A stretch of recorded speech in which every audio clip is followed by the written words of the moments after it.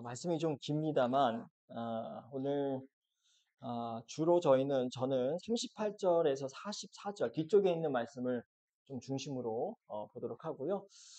또 앞에는 다루지 않을 수 없어서 또 간단하게 한번 살펴보도록 하겠습니다. 먼저 18절에서 27절까지 한번 읽도록 하겠습니다. 제가 읽도록 하겠습니다. 여러분 눈으로 말씀을 잘 따라오시길 바랍니다. 부활이 없다고 주장하는 사두개파 사람들이 예수께 와서 물었다. 선생님, 모세가 우리에게 써주기를 어떤 사람의 형이 자식이 없어 아내만 남겨두고 죽으면 그 동생이 그 형수를 맞아들여서 그의 형에게 대를 이을 자식을 낳아 주어야 한다 하였습니다. 형제가 7이 있었습니다. 그런데 마지가 아내를 얻었는데 죽을 때까지 자식을 남기지 못하였습니다. 그리하여 둘째가 그 형수를 맞아들였는데 그도 또한 자식을 남기지 못하고 죽고 셋째도 그러하였습니다. 7이 모두 자식을 두지 못하였습니다. 맨 마지막으로 그 여자도 죽었습니다.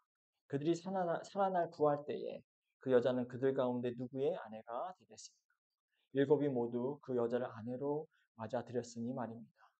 예수께서 그들에게 말씀하셨다. 너희는 성경도 모르고 하나님의 능력도 모르니까 잘못 생각하는 것이 아니냐. 사람이 죽은 사람들 가운데 살아날 때에는 장가도 가지 않고 집도 가지 않고 하늘에 있는 천사들과 같다. 죽은 사람들이 살아나는 일에 관해서는 모세의 책에 떨기나무 이야기가 나오는 대목에서 하나님께서 모세에게 어떻게 말씀하셨는지를 너희는 읽어보지 못하였느냐.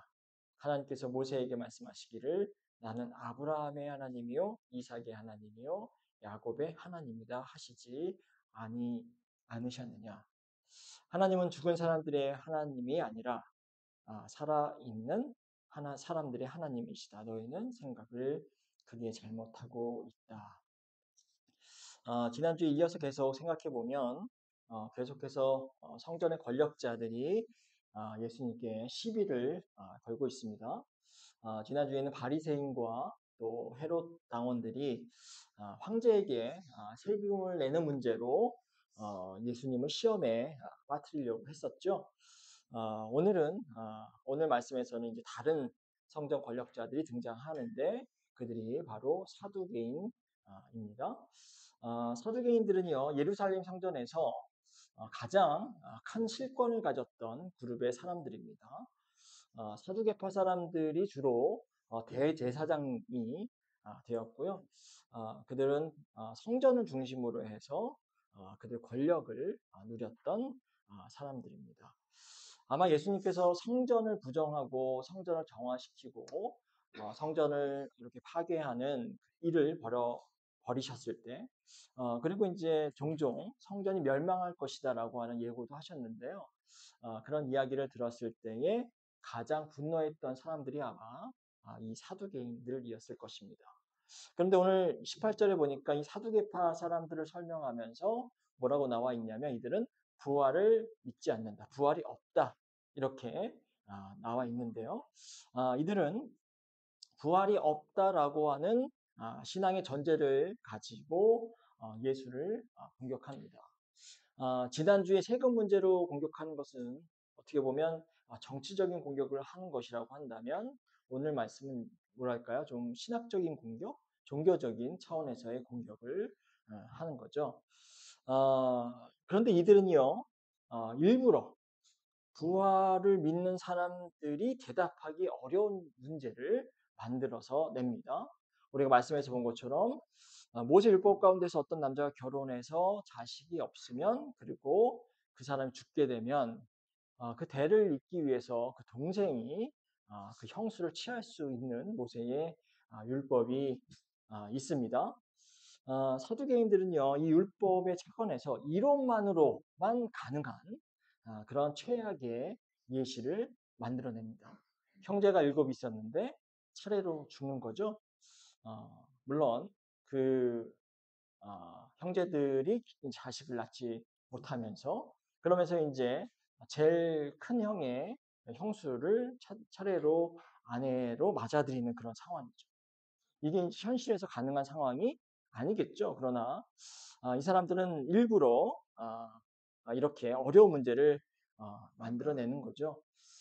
사두개인들은 이처럼 극단적인 예, 아주 그리고 어떻게 보면 우스꽝스러운 예를 들어서요. 부활 신앙이 불합리하다라고 하는 것을 보여주려고 하는 거죠. 그런데 단순히 그들이 부활을 부정하려고 하는 것이 그들의 원래적인 의도는 아니었습니다.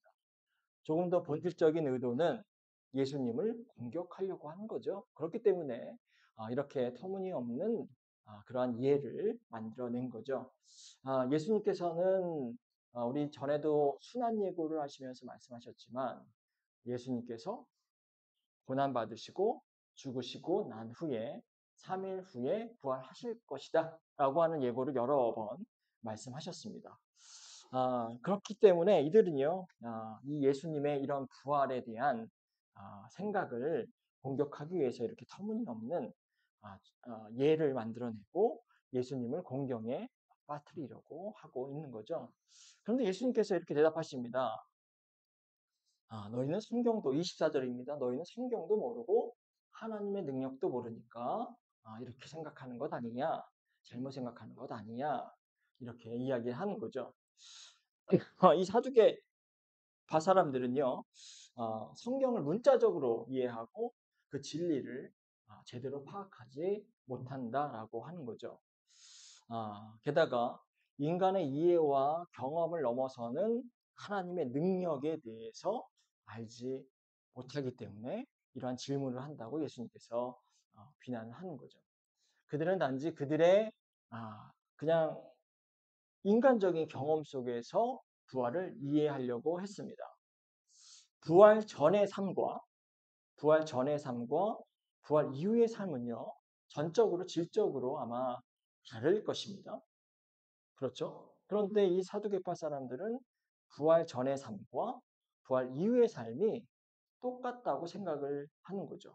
그렇기 때문에 부인은 한 명이고 남편이 7명이 되는 그런 상황을 가정하게 되는 겁니다. 그런데 부활 이후가 단순하게 이 세상의 삶의 그냥 연장일까요?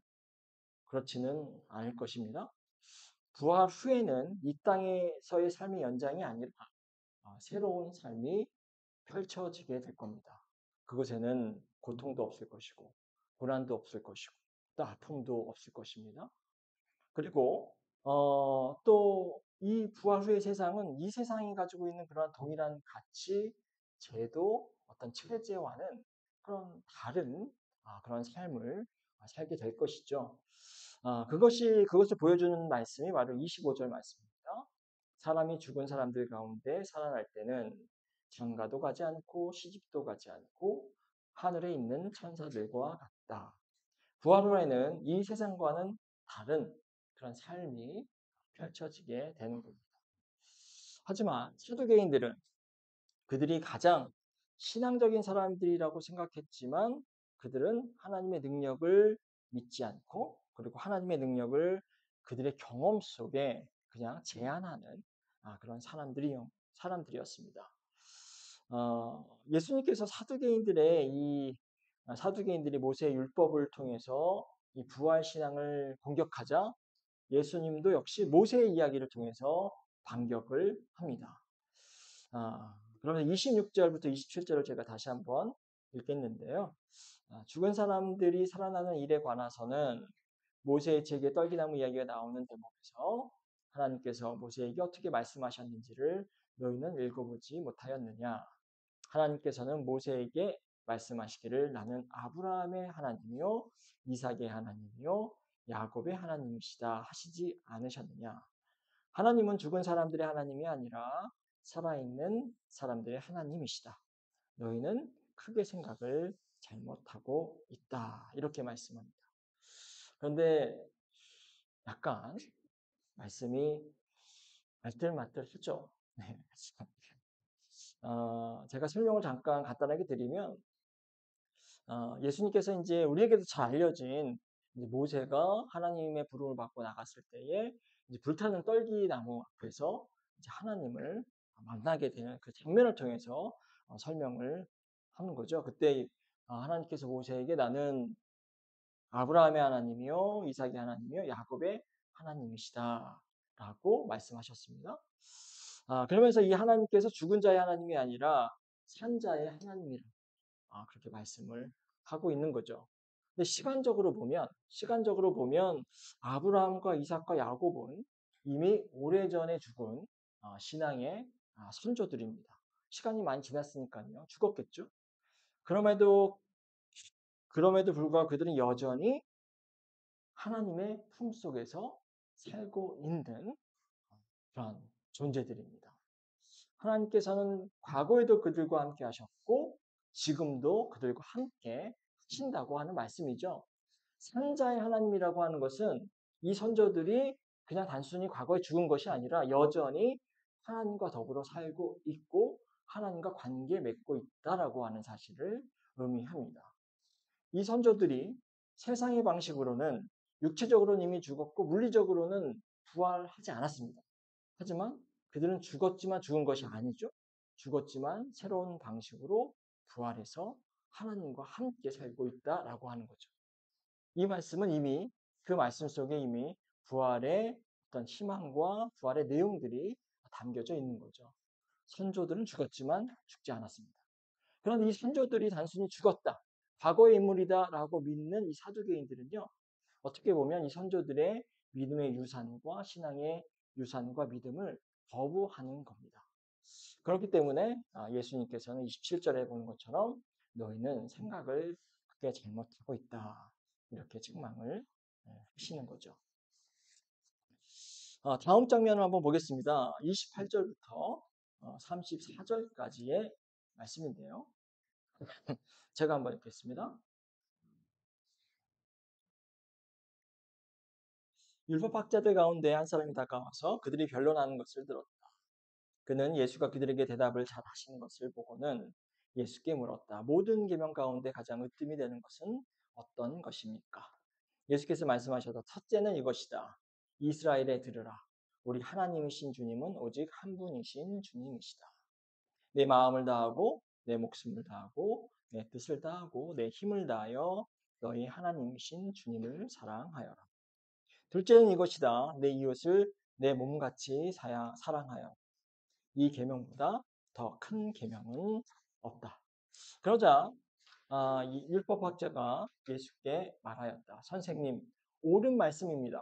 하나님은 한 분이시요 그 밖에 다른 이가 없다고 하신 그 말씀은 옳습니다.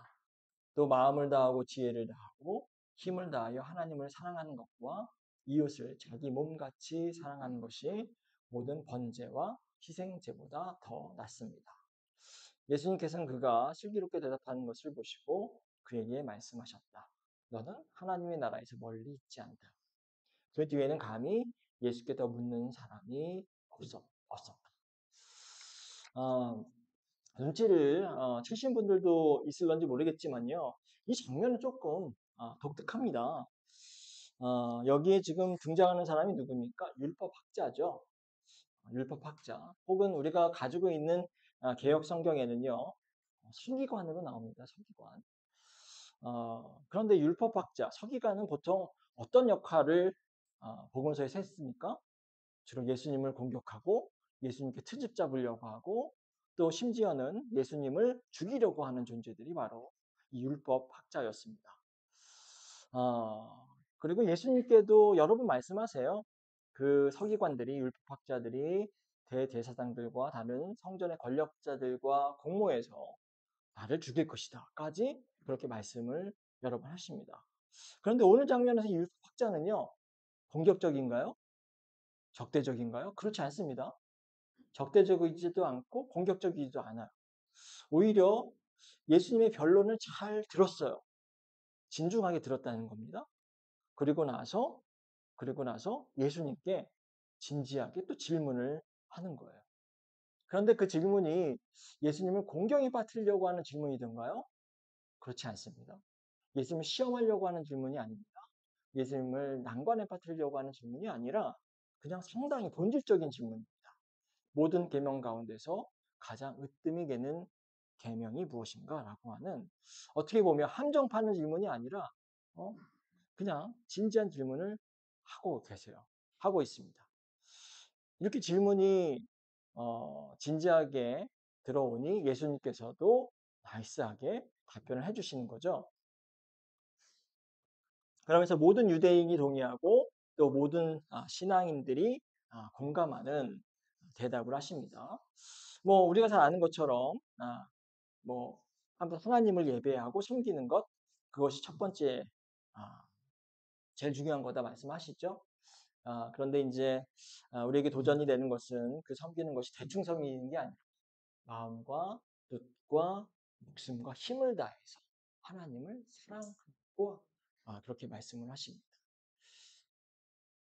마음과 뜻과 힘과 목숨, 우리 모든 것을 가지고 하나님을 사랑하라고 하는 거죠.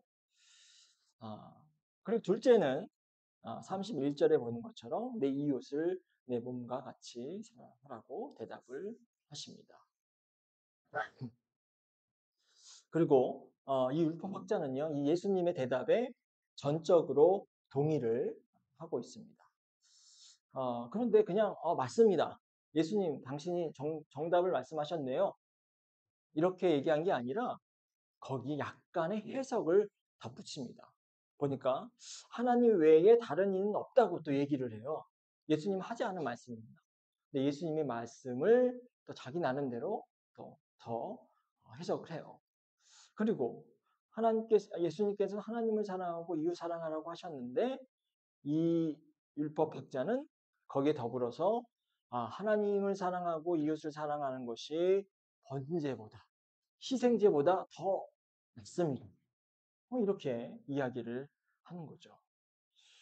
대답을 너무나도 잘 하고 있습니다. 이 번제와 희생제라고 하는 게 사실은 이렇게 함부로 무시할 것은 아니었어요. 이스라엘 전통 가운데서 오랫동안 번제와 희생제를 들어왔고 그것을 통해서 그들의 신앙을 증명해 왔고 그것을 통해서 예루살렘 성전이 운영되고 그들의 신앙의 구심점이 되어 왔습니다. 그런데 이 번제와 희생제보다 하나님의 사랑과 이웃 사랑이 더 중요하다 이렇게 이야기를 하고 있습니다. 결코 쉽게 이야기할 수 있는 대답이 아닌데요. 이 율법학자는 신앙의 형식보다 내용이 더 중요하다라고 하는 것을 잘 인지를 하고 이렇게 고백하고 있습니다. 그러니까 예수님께서 이 율법학자를 칭찬을 하십니다. 34절이죠. 너는 하나님의 나라에서 멀리 있지 않다. 이렇게 칭찬을 하십니다. 모든 율법학자 혹은 모든 종교적 지도자들이 다 위선적이거나 탐욕적인 사람들은 아닌 것 같습니다. 이 시대에도 그렇고 오늘날 시대에도 그렇고 나쁜 사람들은 나쁘지만 또 진실하고 신실한 신앙을 가진 사람들은 또 여전히 존재하고 있었던 것 같습니다. 이제 35절과 37절로 넘어가 보도록 하겠습니다. 이 장면을 좀 빨리 제가 간단하게 설명드릴게요.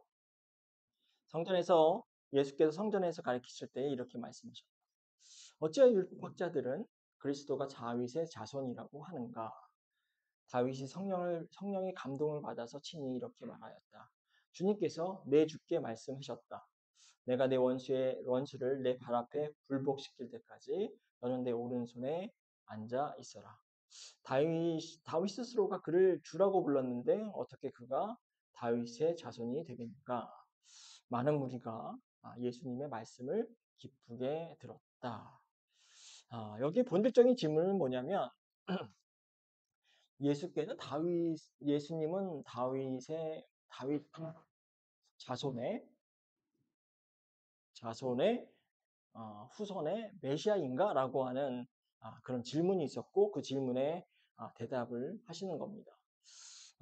그런데 이게 조금 뭐 내용은 복잡한 것 같지만 쉽게 이야기하면 예수님께서 이 시편의 말씀을 인용해서 다윗이 메시아를 내 주라고 언급했다는 거예요. 다윗이 내 주.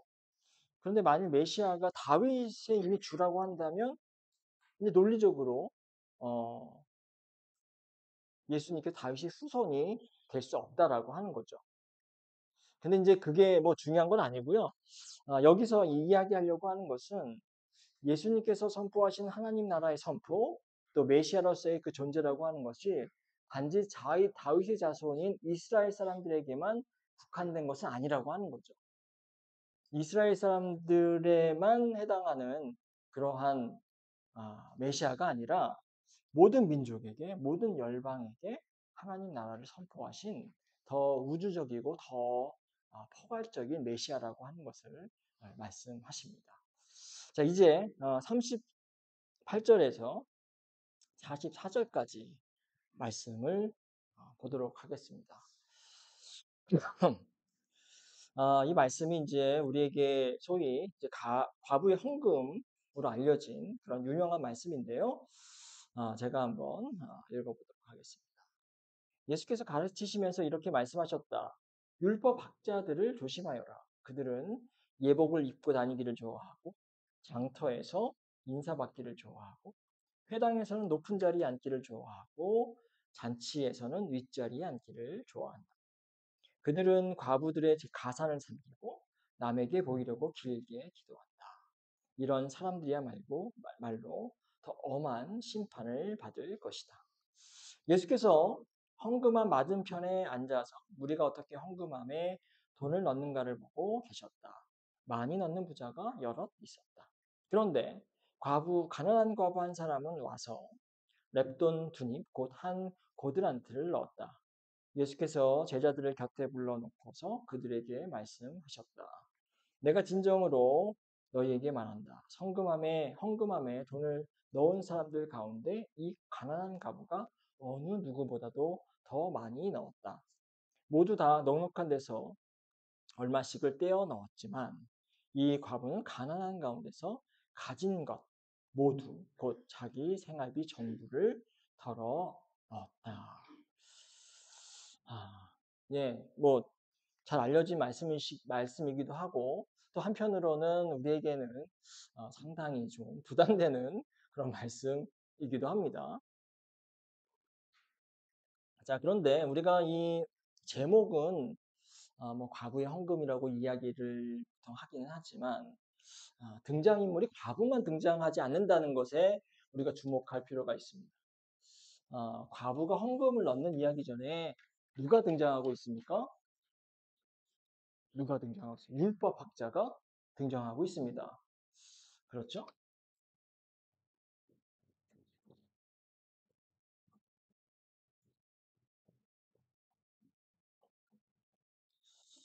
아까 나왔던 율법학자는 상당히 긍정적으로 묘사가 되고 이야기를 예수님께 하셨는데 이번에 나온 율법학자는 우리에게도 친숙한 전형적인 나쁜 빌런 형태의 그런 율법학자가 나오고 있는 거예요. 물론 사람이 직접 등장하지는 않습니다.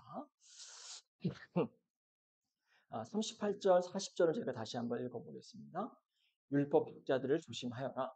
그들은 예복을 입고 다니기를 좋아하고 장터에서 인사받기를 좋아하고 회당에서 높은 자리에 앉기를 좋아하고 잔치에서는 윗자리에 앉기를 좋아한다. 그들은 과부들의 가산을 삼키고 남에게 보이려고 길게 기도한다. 이런 사람들이야말로 더 엄한 심판을 받을 것이다. 예수님께서는 전형적인 어떤 이런 성전의 권력자들을 비판하고 계시죠. 어떻게 보면 가장 신실한 신앙을 가져야 되는 사람들이 가장 불신앙적인 모습을 가지고 있습니다. 제가 지난번에도 한번 말씀드렸던 것 같은데요. 이 율법학자들, 이 서기관들은요, 일종의 우리 관점으로 보면 일종의 공직자였습니다. 공직자인데 그냥 한 분야의 공직자가 아니라 재정적인 문제도 다루고요. 법률적인 문제도 다루고 정치적인 문제까지 다 다룹니다. 그리고 당연히 율법학자이기 때문에 율법을 해석하고 하나님의 말씀을 해석하고 가르치는 사람들이었죠. 하나님의 말씀만 해석해도 엄청난 권력과 힘을 가졌을 텐데 이 사람들이 재정, 정치, 뭐 또 뭐라 그랬죠? 네, 법적인 문제까지 다 이렇게 다루는 사람이다 보니 이들에게는 당연히 자연스럽게 돈과 권력이 따라올 수밖에 없었습니다. 그리고 돈과 권력 앞에서 인간은 참 무력하게 또 종속되는 경우가 많죠.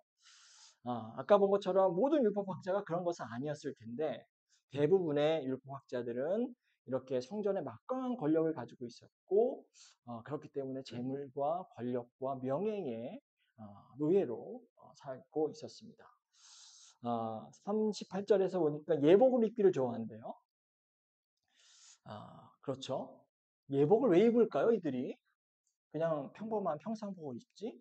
예복을 입는다라고 하는 것은 내가 다른 사람들과 다르다라고 하는 것을 보여주기 위한 거죠. 나 이런 사람이다. 눈에 띄기 위해서 예복을 입는 겁니다. 이들은 주목받기를 원했다라고 하는 것을 암시를 하죠. 오늘날로 하면 백사가운 정도 될까요? 네, 백사가운. 제가 어디 밖에 나가는데 백사가운이 있습니다. 근데 백사가운인지 모르잖아요. 여러분 백사가운이 일반 가운이랑 어떤 차이가 있는지 아세요 혹시? 줄무늬, 네. 옆에 가운의 줄무늬가 싹 세 개가 이렇게 있습니다. 네. 양쪽에 줄무늬가. 네. 그래서, 난 잠깐 줄무늬 의미를 잘 모르겠는데, 네. 하여튼 다 있습니다. 아, 네. 그래서 한때, 지금은 안 그렇나 모르겠지만, 네. 아닙니다. 네. 그래서 많은 목사님들이, 네. 이 백사 가운을 입으시려고 많이들 애를 쓰셨죠. 네. 네. 어쨌든, 왜 얘기를 나왔죠? 네. 그 예복을 입는다는 거. 예복을 입는다는 것은 사람들이 나를 알아주기를 바라고 나를 인정해 주기를 바란다라고 하는 것을 의미합니다. 자, 그리고 그 예복을 입고 어디를 가요? 장터를 간다고 나와 있습니다. 그렇죠? 장터를 가는데요.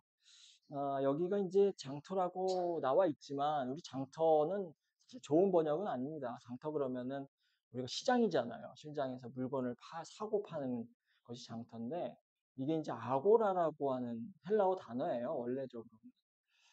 그런데 이제 예수 시대의 아고라라고 하는 것은 그냥 장터의 기능만을 수행하는 것은 아니었습니다. 그러니까 그 도시에서 가장 넓은 공간에 있기 때문에 그 안에서 당연히 물건도 사고 팔지만 그 안에서 사람들에게 웅변도 합니다. 연설도 하는 곳이 아고라였고 거기에서 이제 법적인 문제도 해결을 합니다. 여러 가지 행사들이 또 이루어지는 것이 바로 이 아고라였습니다. 이 도시에서 가장 중심이 되는 공간이 아고라인데요. 이곳에 가는 거죠. 예복을 입고 박사가운을. 그러면은 사람들이 어떻게 해요? 문안 인사를 박사님 오셨습니까? 네, 반갑습니다.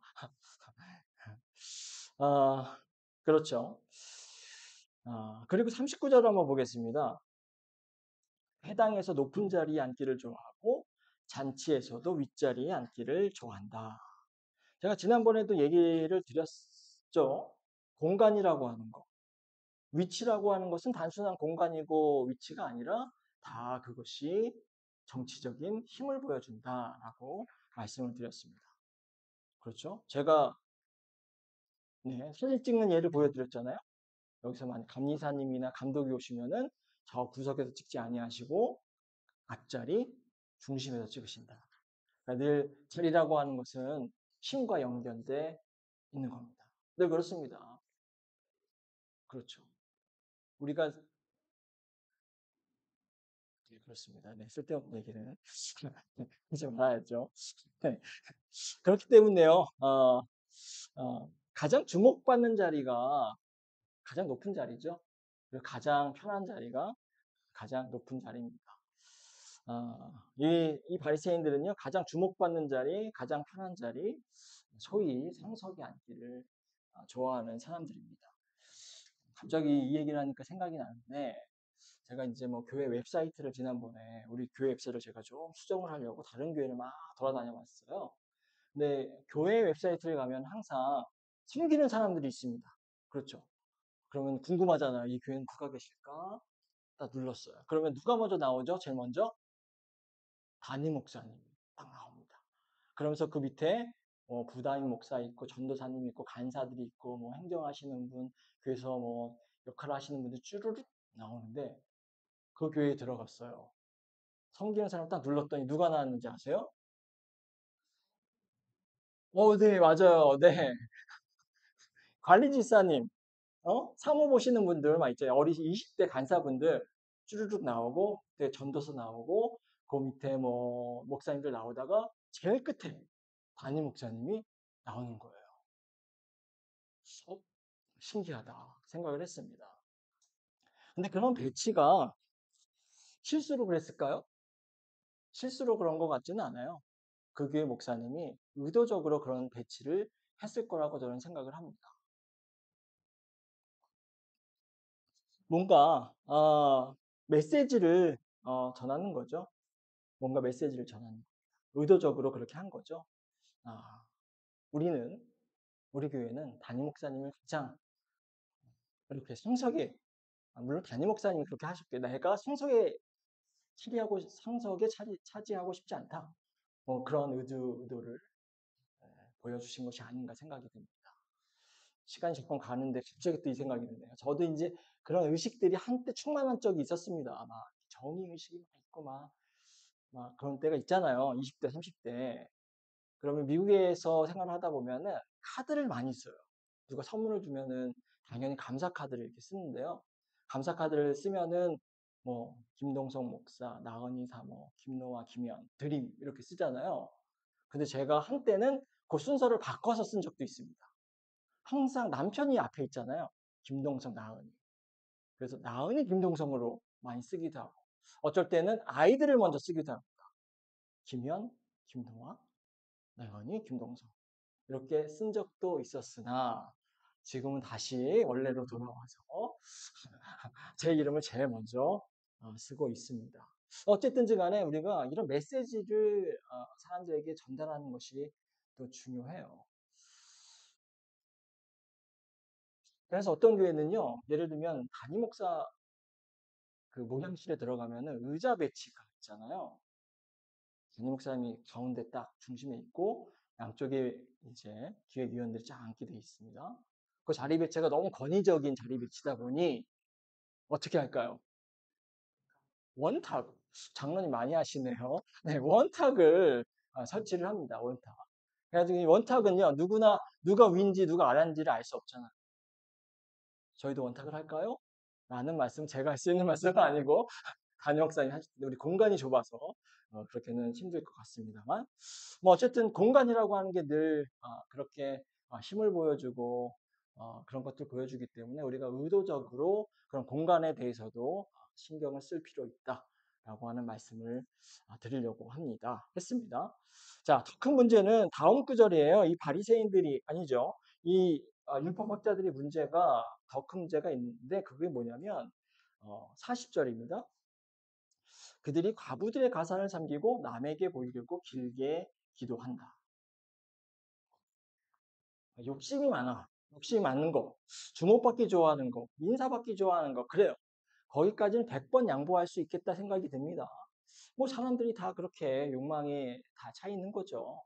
그런데 문제는 더 나쁜 문제는 뭐냐면 이들이 자신들의 명예와 권력과 돈을 위해서 다른 사람들을 희생시킨다는 데 문제가 있는 거예요. 그리고 더더더 큰 문제는 그 희생을 누구를 시키냐면 자신과 비슷한 사람의 처지에 있는 사람, 비슷한 지위에 있는 사람들을 희생시키는 게 아니에요. 그보다 훨씬 약하고 더 낮고 더 없는 사람들을 희생시킨다는 게 이들의 문제입니다. 오늘 말씀해 보니까 과부들의 가산을 삼켰다 이렇게 말씀을 나와 있는데요. 전에도 말씀드렸지만 과부라고 하는 그 존재가 그냥 단순히 남편이 없는 사람이 아닙니다. 그냥 남편이 없어서 남은 여생을 내가 외롭게 사는구나 이렇게 여겨지는 그런 사람들이 아니라 이 시대는 가부장적 시대였잖아요. 가장이 중요한 남자 아버지가 중요한 시대였습니다. 그 얘기는 뭐냐면 아버지가 경제적인 활동을 하는 시대였고 아버지가 가족 구성원들을 보호하는 그런 시대였다라고 하는 거죠. 그런데 남편이 없어요. 재정적인 경제적인 활동을 할 수 있는 남편이 없고 또 사회적으로 문화적으로 또 이 가족을 지켜줄 사람이 없다라고 하는 거죠. 그 얘기는 뭐냐면 남편이 없는 과부는요, 사회적으로 봤을 때, 경제적으로 봤을 때 가장 궁핍하고 피폐한 삶을 살 수밖에 없는 그런 처지가 되는 사람들이라고 하는 것을 의미합니다. 보호해줄 사람이 사라졌기 때문에 가장 연약한 그런 처지에 놓이게 되는 거죠. 그래서 과부와 고아는 그 당시에는 사회적인 약자를 대표하는 대표적인 그런 사람들로 이해가 됐습니다. 그런데 오늘 말씀 속에 보니까 아이러니하게도 사회적으로 가장 높은 지위에 있는 율법학자들이 가장 연약하고 가장 가난한 이 과부들의 가산을 빼앗습니다. 가산이 뭔가요? 네, 재산이라고 해도 되겠습니다.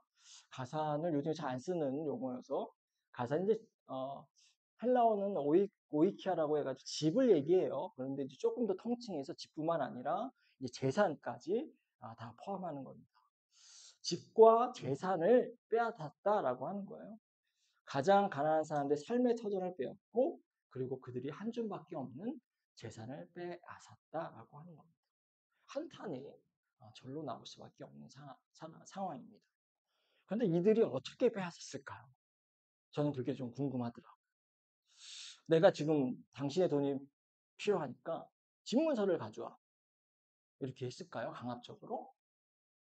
또 그러지는 않았을 거라는 생각이 들어요. 왜냐하면 이들이 율법학자들이거든요. 율법학자들은 율법에 대해서 정통한 사람들입니다. 그런데 율법에 어떻게 나와 있는지 아까도 말씀드렸지만 이 과부와 고아들은 보호받아야 할 사람으로 나와 있거든요. 그렇기 때문에 이렇게 공개적으로 강압적으로 빼앗지는 않았을 것 같아요. 아마도 그들을 도와준다고 하거나 혹은 달콤한 어떤 신앙의 용어로 유혹해서 그들의 가산을 갈아치지 않았을까라고 하는 생각을 하게 됩니다. 자, 이렇게 과부의 가산을 빼앗는 무인정하고 자비 없는 모습, 이 무력에 가득 찬 모습, 이 모습이 나와 있는데 이게 더 충격적인 것은 다음 구절 때문에 더 충격적입니다. 40절 보도록 하겠습니다. 남에게 보이려고 길게 기도한다. 이 율법학자들이 남에게 보이려고 길게 기도한다는 거예요. 다시 말하면 남들에게는 아주 신실하고 아주 경건하고 아주 신앙적인 사람인 양 연기를 한다라고 하는 겁니다. 그런데 하나님께 신실한 사람이 이렇게 약한 사람들을 고통에 빠뜨릴 수 있을까요? 그렇지 않습니다. 경건한 사람이 자기 욕심 때문에 자신보다 약한 사람의 가산을 빼앗고 그들을 더 큰 고통으로 빠뜨릴 수 있을까요? 그렇지 않을 겁니다. 오늘 말씀은요, 이렇게 성경 권력자들의 율법학자들의 비정함과 억압과 위선을 폭로합니다. 비인간성을 폭로하는 거죠. 그러면서 이들이 결국 더 엄한 심판을 받을 거라고 예수님께서 엄중하게 경고하고 계십니다. 자, 이제 등장하는 사람이 과부입니다.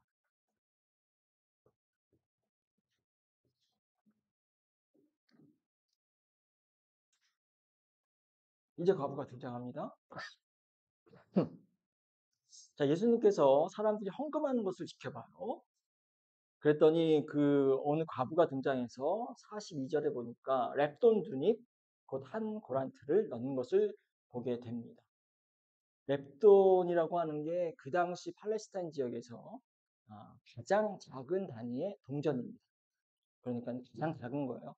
뭐, 뭐 영어 번역에 펜이라고 나와 있어요. 펜 정도 하면 1원 정도밖에 10원 정도 되지 않은 아주 제일 작은 단위의 화폐입니다. 뭐 우리 돈으로 하면 10원은 좀 넘어왔던 것 같고 뭐 몇천 원 정도 되지 않았을까? 그 정도 가치밖에 없는 그런 돈입니다. 그런데 예수님께서 그 과부가 가난한 가운데서 자기의 생활비 전부를 털어 넣었다고 그렇게 칭찬을 하십니다. 예수님께서 이 과부에게 그 지금 내고 있는 헌금이 당신 생활비의 전부입니까? 라고 묻지는 않으셨을 거예요. 그런데 상식적으로 그 당시에 그냥 삶의 상황들과 내용들을 보면 상식적으로 봤을 때 그 작은 돈이지만 그 돈이 얼마나 과부에게는 큰 돈인지를 이미 예수님은 알고 계셨을 겁니다. 왜요? 과부들은 늘 가난했고 늘 경제적으로 궁핍한 그런 삶을 살았기 때문이죠. 이렇게 가장 가난한, 그러니까 그 사회에서 가장 가난한 과부가 자기의 모든 것을 드립니다. 그 얘기는 뭐냐면 가장 큰 희생을 했다라고 하는 거죠. 자기의 생활비 전부를 드린 거죠. 근데 이 이야기가 중요한 건 뭐냐면 앞서 이야기한 율법학자와 비교를 해서 우리가 이해를 해야 된다 하는 거죠.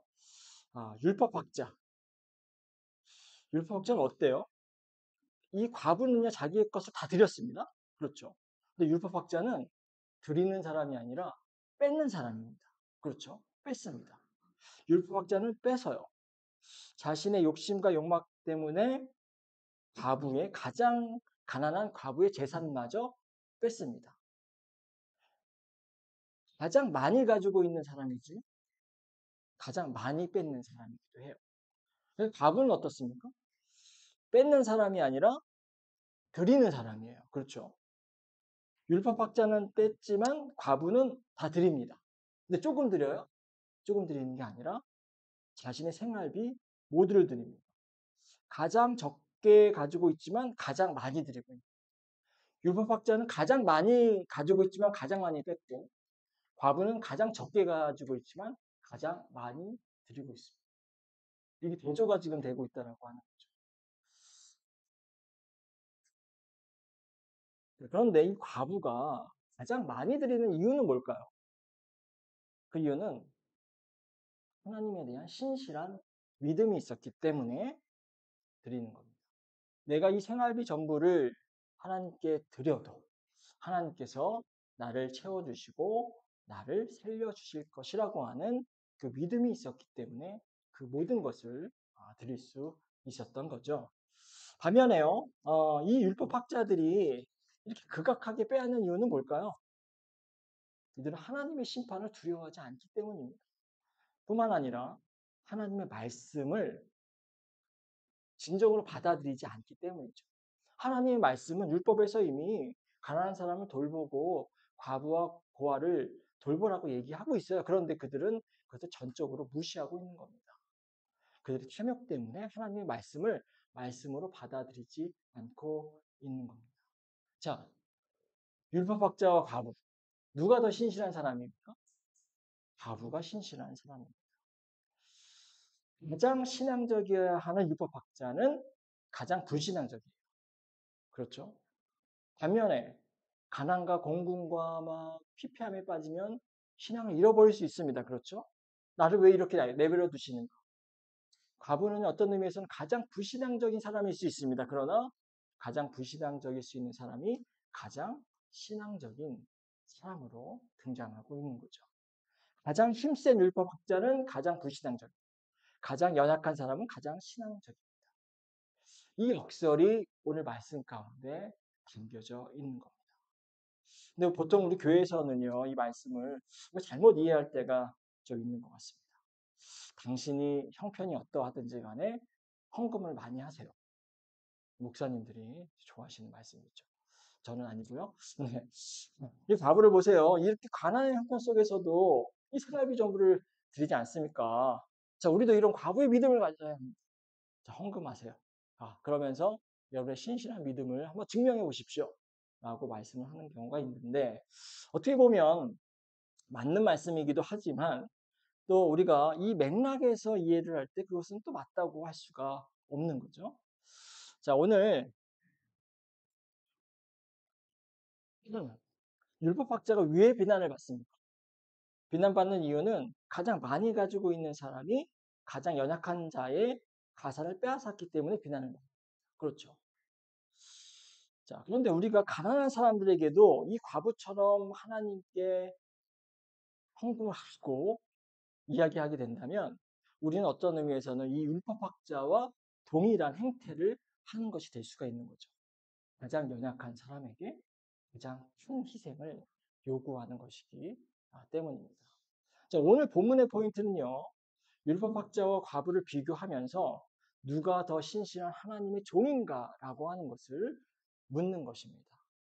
그리고 많이 가졌으면서 뺏는 사람인가 아니면 없는 중에서도 드리는 사람이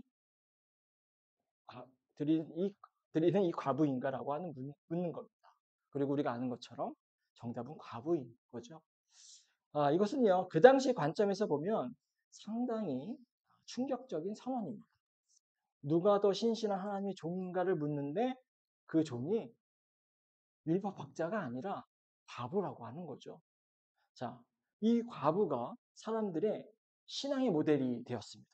가장 가난하고 가장 연약한데 이 과부가 오늘 말씀 속에서 신앙의 중요한 모델이 되고 있는 거죠. 이 과부의 믿음이 그 당시에 존경받고 가장 명예와 부를 가지고 있었던 성전 권력자들의 믿음을 훨씬 능가하고 있는 거죠. 자, 성전 권력자들의 이런 탐욕적인 존재들이라고 하는 사실, 그리고 과부는 가장 이타적이고 이 헌신적인 존재라고 하는 것, 이것을 예수님께서 오늘 말씀을 통해서 드러내고 있어요. 그리고 한편으로는 우리가 예수님께서 세금 논쟁 지난주에 있을 때 하나님의 형제의 것은 형제에게 드리고 하나님의 것은 하나님께 드려라 이렇게 대답을 하시잖아요. 바로 이 과부가 바로 그러한 신앙의 모습을 보이고 있는 것처럼 보입니다. 아주 이 과부는요, 아주 보기 드문 신앙의 모델인 거죠. 자, 마무리를 하면서 오늘 한번 우리의 신앙을 한번 살펴보시기를 바랍니다. 저를 비롯해서 많은 사람들이 어떻게 보면 우리 신앙의 모습이 율법학자의 모습을 닮아 있지는 않은가 생각을 해봅니다. 내 신앙을 자랑하려고 하고 또 내 명예를 추구하려고 하고 내가 주목받으려고 하고 내가 중심에 가려고 우리는 보통 하죠. 힘 있는 사람에게는 관대하고 친절하지만 또 힘이 없는 사람에게는 무관심하고 또 냉담하지는 않은가라고 돌아보게 됩니다. 만약에 우리의 모습이 어느 정도, 뭐 정도의 차이는 있겠지만 어느 정도 이런 모습이 있다라고 한다면 이것은 예수님께서 비난하시는 그런 율법학자의 모습이 우리 안에 있는 것이 아닌가라고 생각을 하고 또 우리가 회개하고 돌아섰으면 좋겠습니다. 우리는요 어떻게 보면 신앙의 모델을요 알게 모르게 연약하고 뭐 약하고 힘없는 과부가 아니라 높고 힘을 가지고 있고 학력이 높고 존경받는 그런 율법학자를 우리 신앙의 모델로 삼고 있는 것은 아닌가 또 한 돌아보게 됩니다. 누구를 신앙의 모델로 삼느냐에 따라서 우리가 누구의 신앙을 본받으려는가에 따라서 우리의 모습도 거기에 닮아가는 거죠. 우리가 욕망으로 뒤덮여 있고 또 우리가 이기적이고 자기 명예를 추구하는 이들을 모델로 삼지 않았으면 좋겠습니다. 그리고 그들을 닮아가지 않아야 할 것 같습니다. 자본주의 사회에서 또 돈이 최고인 이런 사회에서 우리는 누구도 가난하게 살고 싶지 않죠. 누구도 약자로 살고 싶어 하지는 않습니다. 그래서 많은 신앙인들이 세상 사람들과 같이 돈을 추구하고 부를 추구하고 힘을 추구하고 또 명예를 또 추구합니다. 그런데 오늘 말씀은요. 말씀 속에서 예수님은 이 과부를 불쑥 우리 신앙의 모델로 삼으라고 요청하고 계십니다. 가난해도 상관없다는 거예요. 약자에도 상관없다는 겁니다. 사회적 지위가 낮아도 상관없다는 거예요. 오로지 하나님을 향한 진심 어린 그런 신앙, 그 진실한 믿음, 신실한 믿음이 있으면 된다라고 우리에게 도전을 주는 말씀을 하고 계시는 겁니다. 자, 우리 모두가 율법학자가 아니라 이 과부를 신앙의 모델로 삼고 살아가는 저와 여러분이 되시기를 간절히 기도합니다. 자, 함께 기도하겠습니다. 하나님, 말씀을 통해서 저희를 돌아보게 하심을 감사를 드립니다. 저희가 율법학자의 그런 삶과 신앙이 아니라 과부의 삶과 신앙을 우리 신앙의 기준으로 삼고 모델로 삼고 살아가는 저희들 될 수 있도록 인도하여 주시옵소서. 하나님에 대한 신실함과 또 하나님의 은혜에 대한 감사함으로 우리가 살아갈 수 있는 우리 모두가 될 수 있도록 인도하여 주시옵소서. 빼앗고 가져가는 그런 삶이 아니라 나누고 드리고 또 그것을 통해서 함께 하나님의 은혜를 또 경험하는 저희들 될 수 있도록 인도하여 주시옵소서. 모두 마치 예수님의 이름으로 간절히 기도합니다. 아멘.